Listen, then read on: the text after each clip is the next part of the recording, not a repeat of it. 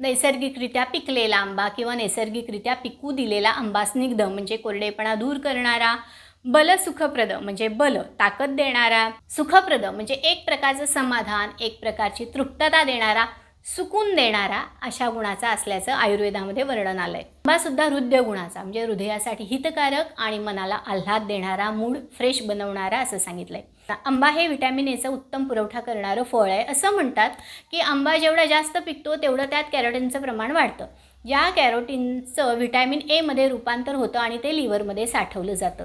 जरी आंबा फक्त उन्हाळ्यात 2 महिने जरी खाल्ला तरी पूर्ण वर्षभरासाठी पुरेल एवढा व्हिटॅमिन एचा साठा शरीरात साठवला जाऊ शकतो।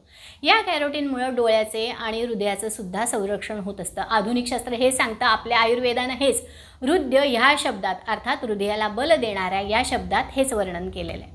डोळे कोरडे होणं, डोळ्यांची आग होणं, डोळ्यांना खाज उठणं ही सगळी त्रासदायक लक्षणं सुद्धा आंबा खाल्ल्यानं कमी होऊ शकतात। व्हिटॅमिन ए आहे, शिवाय व्हिटॅमिन सी सुद्धा भरपूर असल्यानं आंबा खाल्ल्यानं त्वचेचं आरोग्य चांगलं राहतं, त्वचेची प्रतिकारशक्ती चांगली राहते आणि वारंवार स्किन इन्फेक्शन होणं टळतं। त्वचेवर एक प्रकारचा ग्लो येतो। आंब्याचा हा गुण आयुर्वेदानं वर्ण्य या शब्दामध्ये सांगितला आहे। वर्ण्य म्हणजे त्वचेचा ग्लो सुधारणारा, त्वचेवर आरोग्याचं तेज निर्माण करणारा।